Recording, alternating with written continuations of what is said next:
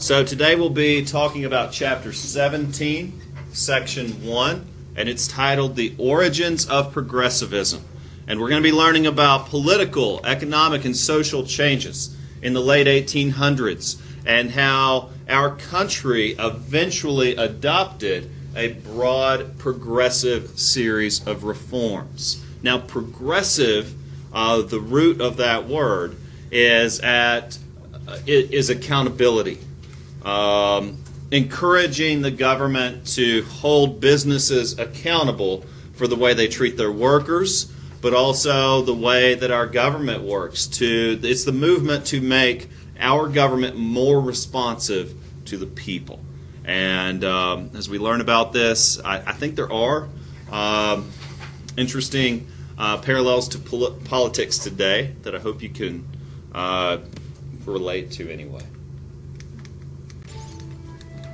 In the late 1800s, this is a really good introduction to what progressivism means. Many people left rural areas or their homes in Europe to find work in new factories in America's cities. Large corporations spread across the country. New schools and universities were established to educate the growing workforce. As people became more educated, the newspaper and publishing industry boomed. But this period of growth also included corruption and inequality. Big businesses often used their growing profits and power to destroy competitors and form monopolies in the railroad, steel, coal, and oil industries. Working conditions in mines and factories were harsh and dangerous. And as people flooded into the cities in search of work, the problems of crowded housing and poor sanitation increased. Corrupt city leaders called bosses often accepted bribes and gave contracts and jobs to their political allies. The reform movement of progressivism arose to combat the greed, corruption, and other problems that industrialization had created. Progressives, most of whom came from the middle class, wanted to improve the lives of the poor living in America's growing slums. They also condemned the abuses of corporate power and the corruption in city governments.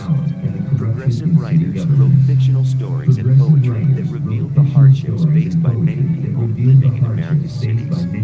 Progressive journalists used biting articles and cartoons in newspapers and magazines to expose the corruption of city bosses and business leaders. These writers were called muckrakers because they dug into the dirty deeds of those they wished to expose.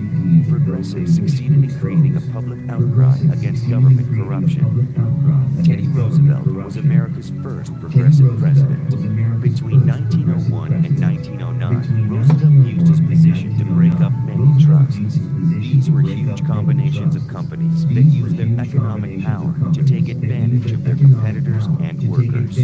Roosevelt's Square Deal was designed to give all Americans, from farmers to businessmen, an equal chance to succeed.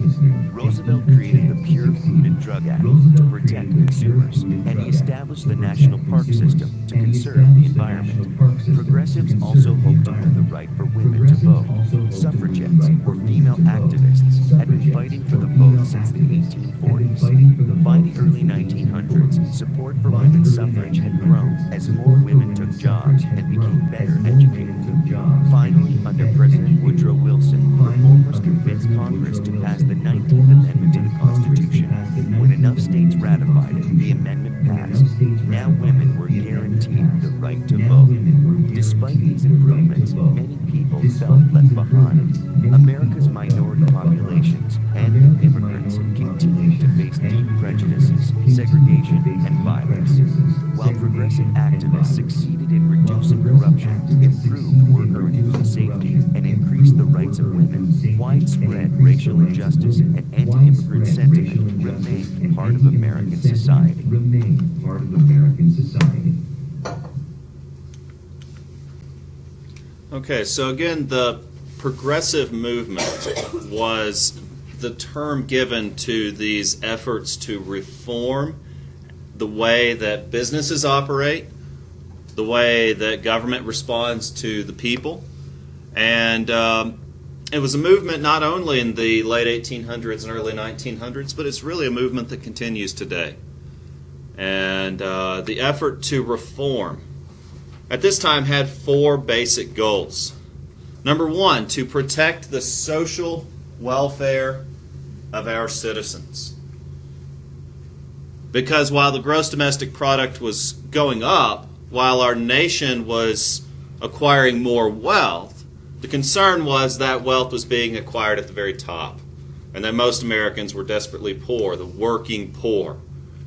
The question is how to fix that. Secondly, moral improvement. In fact, when we talk about the effort to reform morality in our country, what we're really talking about is prohibition at this time. Remember, we talked about the Women's Christian Temperance Union and how the movement to outlaw the sale, distribution, and consumption of alcohol was closely tied into domestic violence, and how women who were largely powerless at this time politically saw this as an opportunity to perhaps improve the quality of their lives. Secondly, economic reform. For example, another progressive president, Woodrow Wilson, once said that, quote, without the watchful, resolute interference of the government, there can be no fair trade between the business and the individual. So economic reform in terms of making businesses not only treat their workers decently, but how do we prevent the growth and spread of monopolies? Because if an industry controls, if a business controls an entire industry, then that not only limits and stops competition, which we know drives business and progress, but it's also dangerous because a monopoly can charge whatever they want for a product. A monopoly can take advantage of their workers, can do basically anything, and buy governments. For example, like the cartoon I showed you with Rockefeller and how he was essentially controlling the United States government in many ways. And then lastly, fostering efficiency. Think of the assembly line with Henry Ford that we'll get into in a moment. But also think about how can we do things better, not only in business, but also in politics. And we'll talk there about the grandiose belief, about the idea that we can foster efficiency in industry, we can foster efficiency in our political realm as well. And so I'm going to be breaking these 4 goals down for you today. We'll start with social welfare. You may remember Jane Addams, amazing lady, a lady that I would encourage you to study further if you haven't picked a topical project yet. She took it upon herself to start the Settlement House Project. It was a group of community centers in cities dedicated to helping poor children. You know, there were countless orphans, numerous poor families that couldn't provide the basic necessities of life. And so the settlement house movement was very successful. You know, people opened their wallets to donate to her cause, and she was able to help get many poor children off the streets. It also inspired a number of other movements. There were movements like this all over the country. In fact, Florence Kelley, a famous political activist, was a compassionate advocate for women and children. And she wanted to do in the public realm what Jane Addams had done in the private realm. Florence Kelley, another amazing woman to study, helped pass laws prohibiting child labor because at one time there was nothing illegal about hiring a 4-year-old and paying them 1/4 of what you would pay an adult male. And that was perfectly okay. And families were in a position where they were having to hire their children out. Not only is that very dangerous for a child, but that's cruel. Florence Kelley certainly believed so. And so she helped to get these laws passed to prohibit child labor. She also helped get laws passed to limit the number of hours a woman could work during a day so that she would have the opportunity to be home with her family. Because remember, the norm at this time was a 16-hour workday. A 16-hour workday. Can you imagine? Secondly, moral improvement. Some felt that the poor should uplift themselves by improving their behavior. Remember we talked about social Darwinism, how some actually looked down on the poor and blamed them for their own circumstances. And some felt that by improving the morality of our country, that would also reform our country. And one of the probably more practical elements of this was prohibition. Would become eventually the 18th Amendment to the United States Constitution. Prohibition was the movement to ban alcohol, to both ban the production, the consumption, and the distribution thereof. And it was spearheaded once again by a group called the Women's Christian Temperance Union.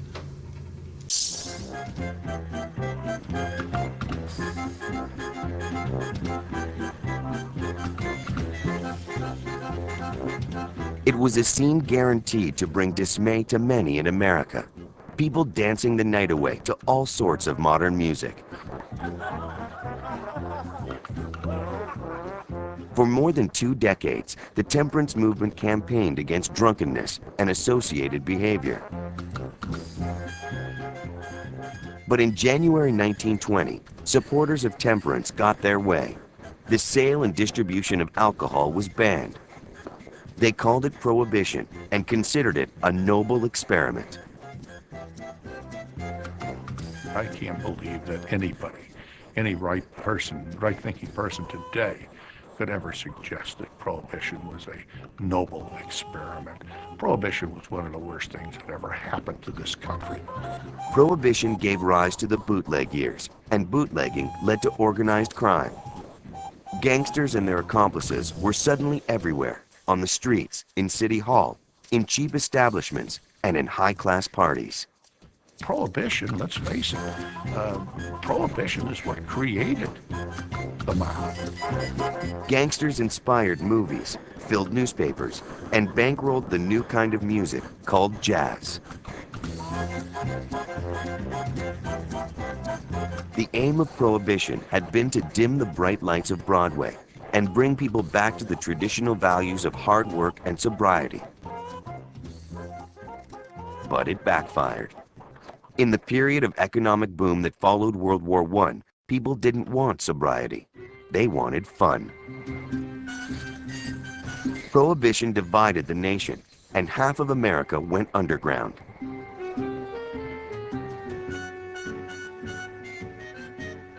This was once the best-kept secret in Manhattan. In a midtown basement, beneath the bustle of New York's 52nd Street, there lies a hidden treasure from the Roaring '20s. A massive door cut from the brickwork of a neighboring wall and weighing a hefty 4,000 pounds protects a wine cellar. This wine cellar now plays host to upscale soirees and high-powered business lunches. But it started very differently, as part of a speakeasy, the 21 Club. The speakeasy as an American institution was a product of Prohibition, and the 21 Club was the pick of the crop. Speakeasies, or hidden saloons and nightclubs, sold liquor illegally, and thanks to Prohibition, respectable people found themselves on the wrong side of the law. It opened in 1920, and while gangsters never ran the club, its suppliers must have had shady connections. During Prohibition, the 21 Club was raided several times by federal agents. So the club's owners deployed a wide range of covert devices to keep the agents at bay. When they did appear at the front door, a series of bells were pressed and buzzers were sounded, and the shelves, the back shelves, which held bottles of spirits and wines and glassware, flipped upside down. The bottles and glassware went crashing down into the New York City sewer system and a sand pit. The collapsible shelves have long gone, but the most unusual feature of the club is still in working order: the 4,000-pound secret cellar door. It was really difficult for federal agents to come in and find the door that is behind me at present. The federal agents did come in and try and find that using matches and other devices, but were never able to find it. And this is why the police were stumped. The door could be opened only using a special key in a special way. You would insert this 18-inch skewer in there, trigger the mechanism on the back of the door, and then push open the 4,000-pound door. And in we go. The 21 Club was a custom-built speakeasy designed for breaking the law. But as a speakeasy, it was far from unique.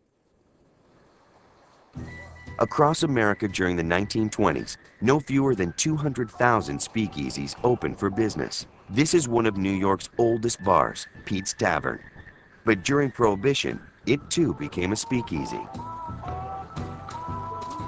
And its clientele entered through a fake refrigerator in the back of an adjacent florist. Customers liked the excitement and glamour of visiting a speakeasy, including the possibility of meeting one of the illegal liquor suppliers.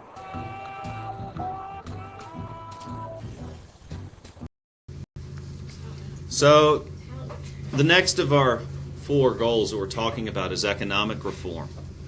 You see, the 1893 panic was started when competing railroads practiced shady business deals, which eventually collapsed the American economy.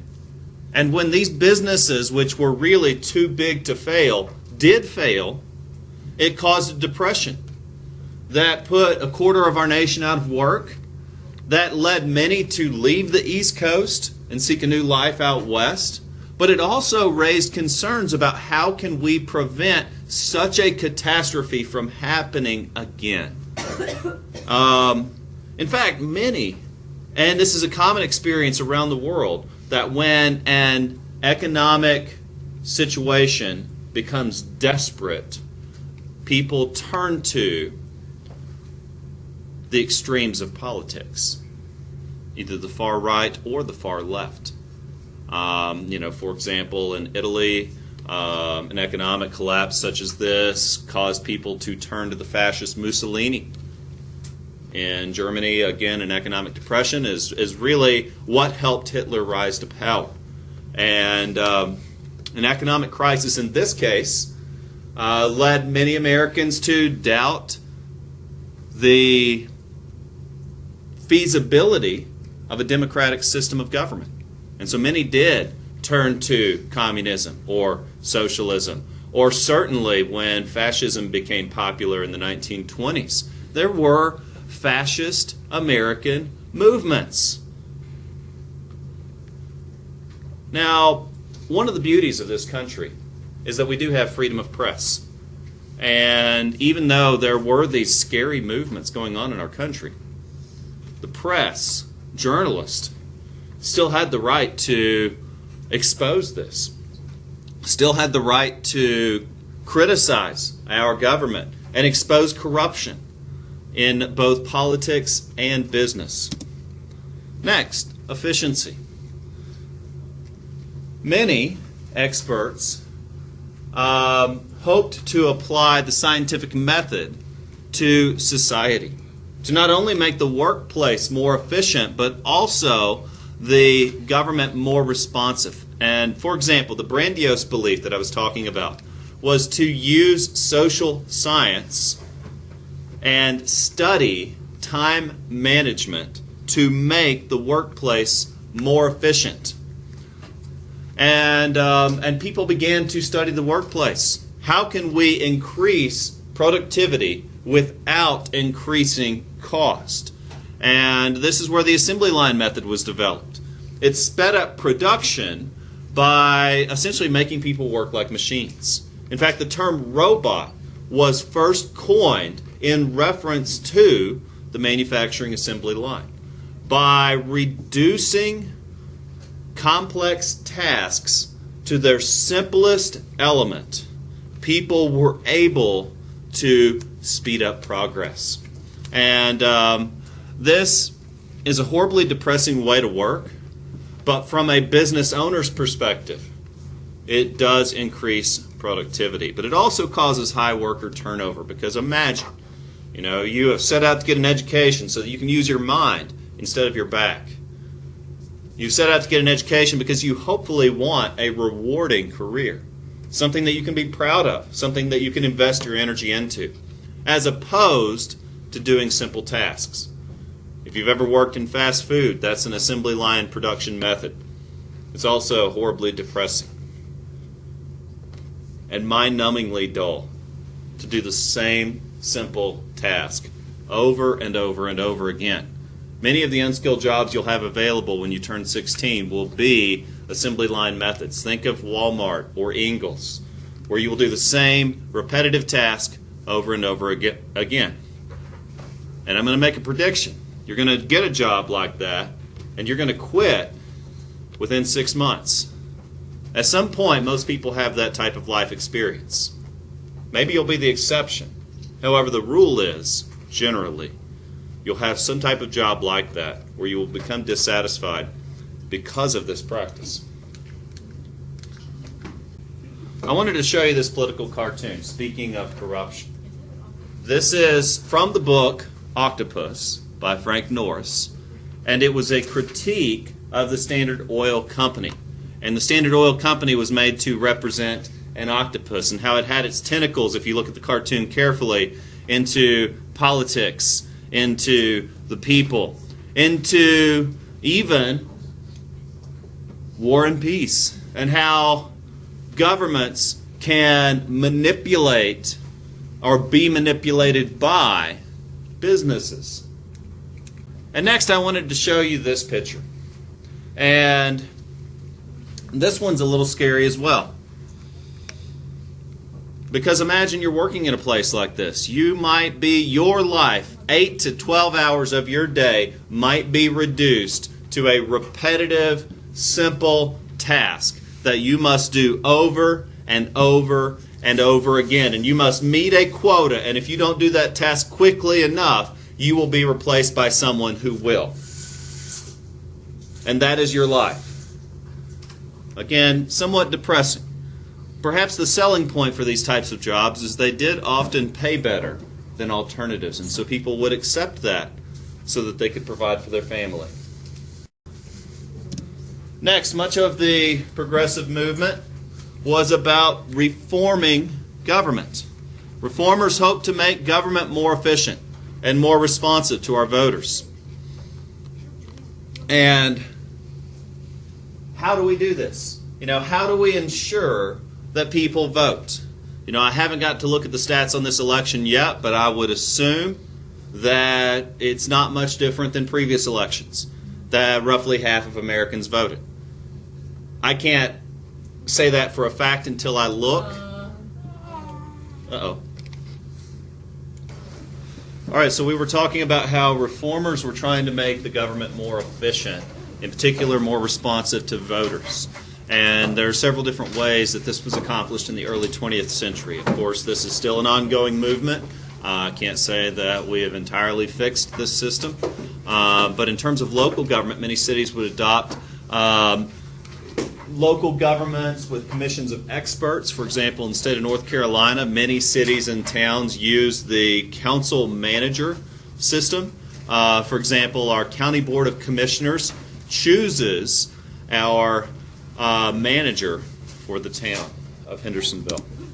There are several different reform mayors that I'd like to highlight who are individuals who tackled corruption in their time. Hazen Pingree, mayor of Detroit, made it his goal as mayor to tackle the tax system, to make it more fair, to tackle transit fares and even corruption within his local government. Tom Johnson also fought to try to get better regulation of businesses in their particular towns. But also at the state level. Reformers attempted to push for state laws to regulate large businesses. Because if you remember anything about the labor movement from previous chapters, often the government would either turn a blind eye or even send out the National Guard to dispel protesting workers. And one of the most famous mayors in terms of the progressive movement was Robert La Follette. served as governor of Wisconsin for 3 consecutive terms and made it his goal as mayor to attack big business. And then lastly, working children. As I've told you before, child workers would often receive 1/4 of the pay of the average adult male worker. And they were often in high demand for several different disturbing reasons. Number one, children are smaller, and so they would often be recruited to crawl into pipes to clean them. They had smaller hands, so they could handle small parts better. The National Child Labor Committee was commissioned to gather evidence of harsh conditions and how children in particular were treated very poorly in the workplace. Labor unions were also a part of this movement to outlaw child work, not out of compassion, but for a desire to remove a competition. Labor unions argued that children's wages lower all wages. And so to prevent competition for employment, they wanted children out of the workplace. These various groups pressed the government to ban child labor in particular, but also to limit hours of children, because it would not be until later that child labor would be outlawed altogether. I wanted to show you a couple of photographs real quick. This is a child worker in a textile mill. Notice they're barefoot. Notice the dangerous machinery around them. And then imagine the long hours that they would be expected to work, and the fact that their family depended on them to keep this job, despite how dangerous or difficult it might have been. This is a picture of a 4-year-old child skinning potatoes. Once again, all day, every day. That's this young girl's life. No chance for school. Her family can't afford it. This is the average American of 1900.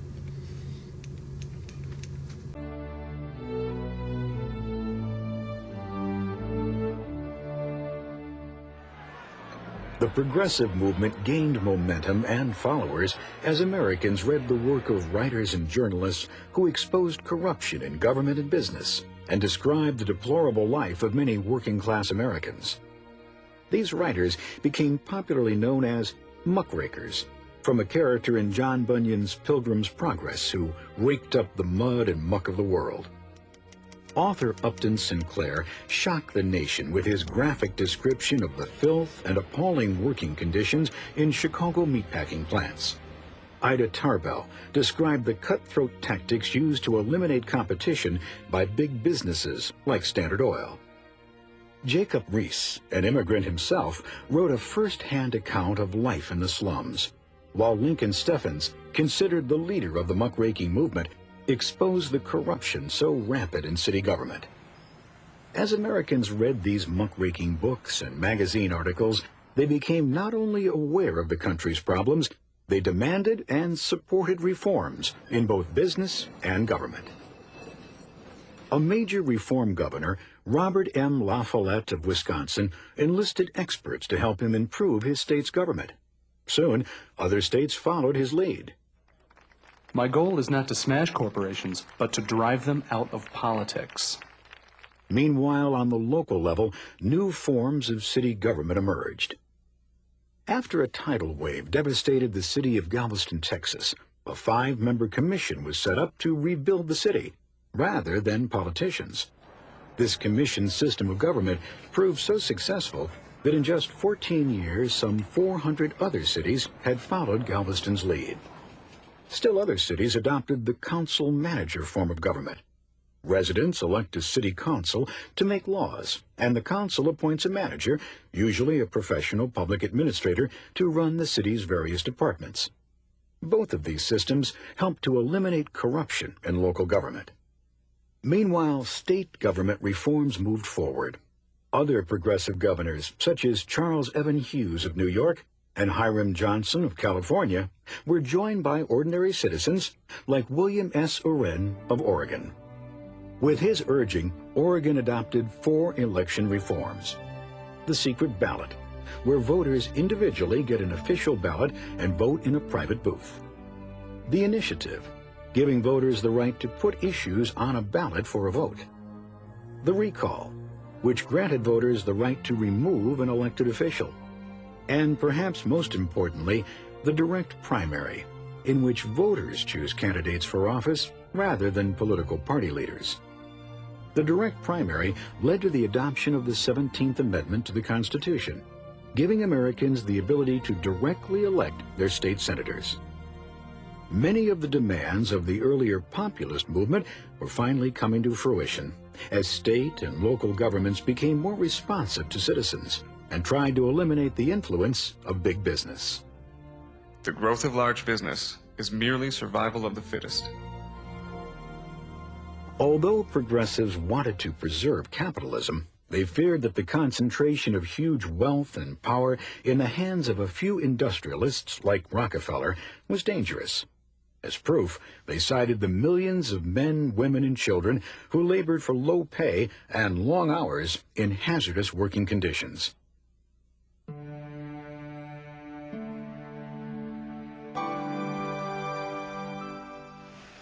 Progressives advocated government regulation of business, and over time, laws protecting workers and working conditions were adopted.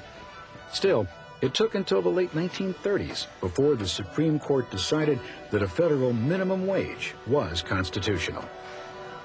A turning point in awareness of the plight of working Americans occurred in 1911. A tragic fire in a New York City garment factory left 126 young immigrant workers dead, trapped behind locked doors at their sewing machines. Many of the women jumped to their deaths or were burned beyond recognition. The owners of the Triangle Shirtwaist Company were indicted for manslaughter, and new laws were passed to protect workers from slave labor conditions. Other progressives felt that the problems of the country demanded moral, not legislative solutions. Believing that the drinking of alcohol led to moral collapse, crime, and poverty, organizations like the Women's Christian Temperance Union demanded and received a constitutional amendment prohibiting the sale of alcohol in the United States. Progressive Jane Addams took a slightly different view. She co-founded a settlement house in the slums of Chicago, a grassroots approach to solving neighborhood problems. Hull House and other settlement houses provided a kind of community center where neighbors, especially immigrants, could gather to learn English, obtain medical help, and learn to solve their own problems.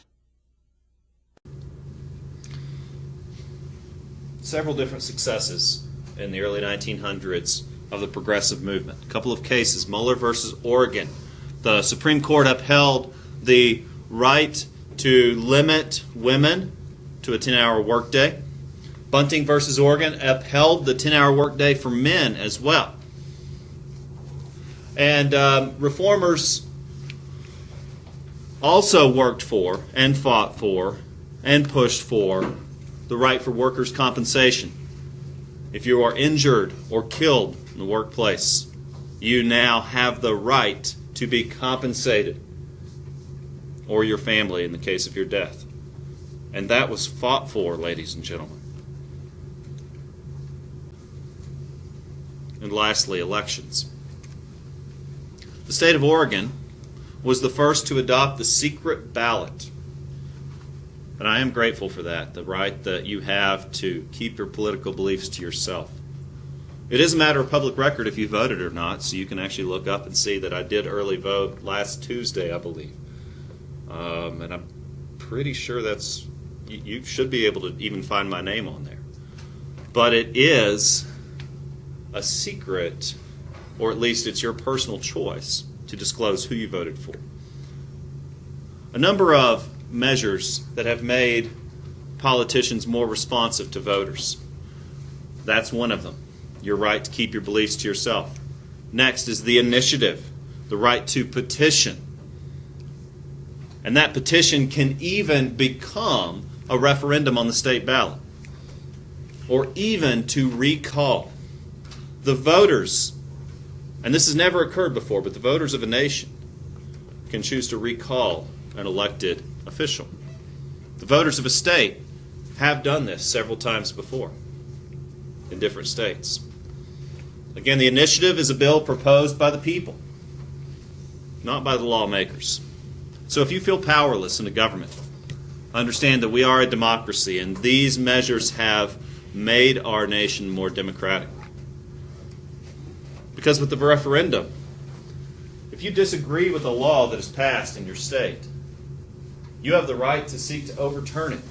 But since we are a democracy, you have to convince a majority of the voters, enough of them through a formal petition, to get that added to the ballot, and it will be. And again, the right to recall. Voters have removed elected officials through an early election. Now, another movement that has made our government more responsive to voters is the political primary. And you're very aware of that process since we just finished it recently. And this allows the voters, not the party leaders, to choose their candidates. And lastly, one significant constitutional amendment that came out of this era and movement is the 17th Amendment. I don't know if you knew this, but previously United States senators were not elected by the people. They were chosen from among them. And this permits the popular election of senators. During the years following the Civil War, the Senate became the most powerful body of the federal government. But the Senate was also the center of several scandals. Newspapers portrayed it as a millionaire's club that was more interested in promoting the interests of big business than in the welfare of ordinary people. Up until this time, senators had been elected by state legislatures, and this often led to corruption. Especially by the end of the 19th century, one increasingly found that members of the Senate would get to the United States Senate essentially by paying off buying state legislatures around the country, because it was the state legislatures that elected United States senators. But as a result of public pressure, the Constitution was amended in 1913 to require senators to be elected directly by the people. By being made accountable to voters, the Senate was finally forced to reform. When the constitutional amendment passed, giving the people the right to vote directly for their senators rather than indirectly through their state legislatures, the senators then had to appeal to the people rather than to the state legislatures, and this made them more dependent upon and accountable to the people themselves. Can I vote on anything else? I'm glad you asked that. And yes, you can vote on important matters in addition to choosing candidates for public office.